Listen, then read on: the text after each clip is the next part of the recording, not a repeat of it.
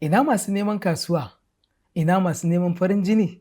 Ina masu neman farin jini na ko menene na tara jama'a? To idan kana cikin masu wannan buƙata, wannan bidiyon ka tsaya ka kalla naka ne. Sirrin Yasin ne mai suna mashahuriya. Idan kana so ka yi akan kasuwa ko kuma kana son ka samu farin jini, wannan sirrin in ka aikata shi za ka sha mamaki. Yanda ake aikata wannan sirrin shi ne, wannan aikin na kwana 3 ne shi ma, kuma wajibi ne idan kai wannan sirrin sai ka masa yanka. Domin me? Baya son kuskure. Bayan ka yi sallah raka'a 2, kowace raka'a za ka karanta Fatiha da ƙul huwallahu. Bayan ka idar da sallar za ka karanta Miftahul Amal. Bayan ka karanta Miftahul Amal sannan sai ka hau wuridin Yasin ƙafa 3 kenan kamar yadda na faɗa. A lokacin da kake wuridin Yasin ɗin, wannan ƙafa 3 da na ce muku, to duk lokacin da ka zo wajen mubiyin za ka karanta wannan sirrin wanda ka gani, wanda na kafe hotonsa a ƙasan wannan bidiyon nawa.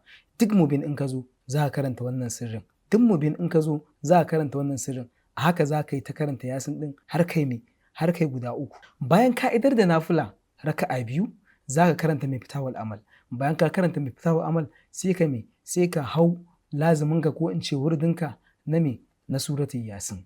A lokacin da ka zo ka fara yin suratul Yasin ɗin, yanda sigar da ake mata shine wannan sirrin da na sa muku a ƙasan bidiyo na, a jikin bidiyo na, kamar yadda kuka gansa haka.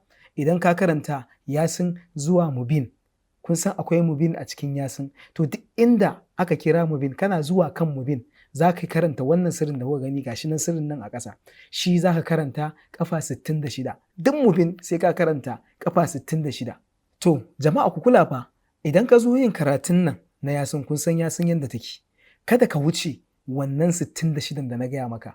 Idan har ka wuce wannan 66 da na gaya maka, wallahi jama'a za su maka yawa. In kai karamin ɗan kasuwa ne, za su maka yawan da ba za ka iya ji da su ba. Don haka a kiyaye, duk mubin ƙafa 66 za a yi, kada ka wuce ƙafa 66.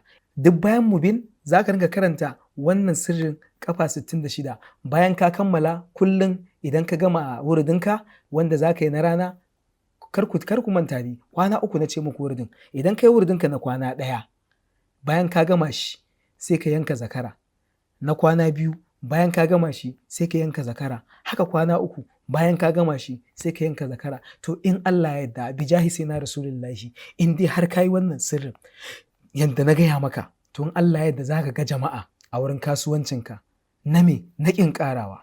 Kada ku manta da duk izinin da muke baku na bidiyon da muke baku shine shiya zuwa group 5, sannan ku yi liking, sannan ku yi comment da salatin manzon Allah. Mun gode. Sunana Nawaz Sharif.